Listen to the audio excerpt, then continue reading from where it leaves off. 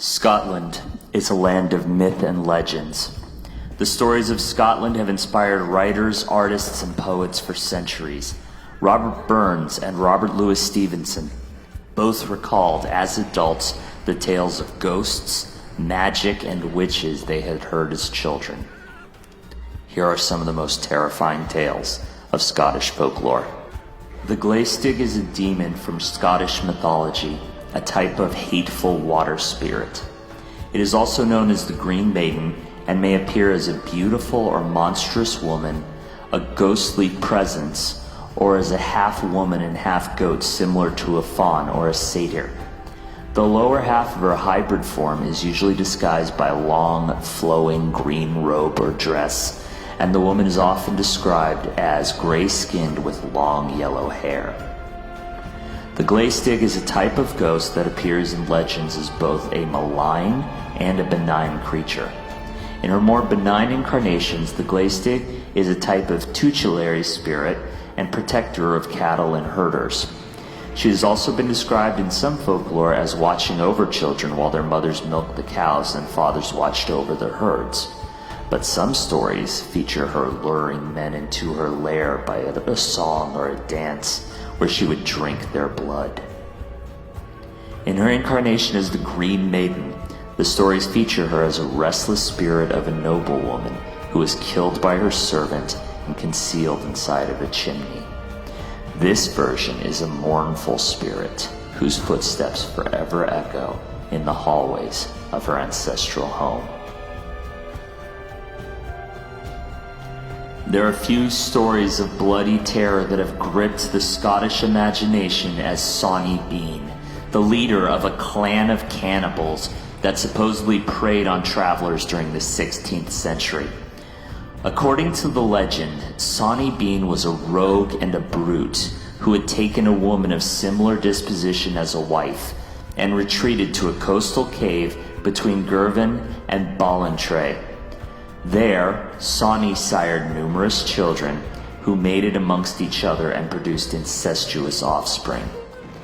Lacking the inclination for regular labor, the clan thrived by laying careful ambushes at night to rob and murder individuals or small groups.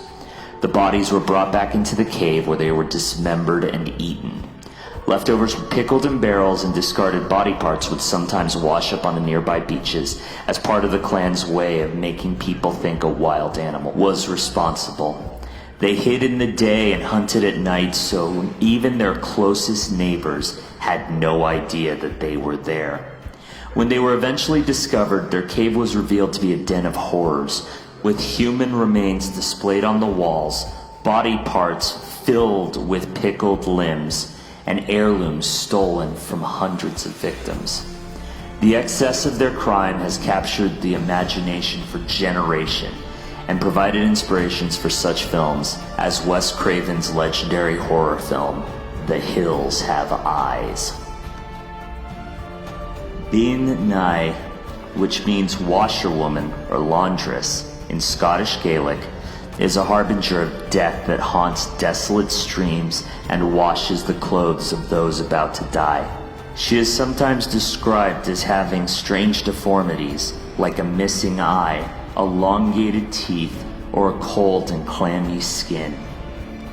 It is said that the Bean-nighe are the spirits of women who died giving birth and are doomed to perform their tasks until the day their lives would have normally ended. It is also believed that this fate could be avoided if all the clothing left by the deceased woman had been washed. Otherwise, she would finish this task after death. The Bean-nighe is sometimes said to sing a mournful dirge as she washes the clothing of someone who is about to meet a sudden death by violence. If a person can seize hold of her after a stealthy approach, then she will reveal who is about to die and will also grant 3 wishes. In the most famous story, a maiden from Cromarty was walking along a path on the side of a loch one Sabbath morning, and after turning a corner she saw a tall woman standing in the water, knocking clothes on a stone with a bludgeon. On a nearby bleaching green she observed more than 30 smocks and shirts, all smeared with blood. Shortly following the appearance of this figure, the roof of Farron Abbey collapsed during worship service, burying the congregation in debris and killing 36 people.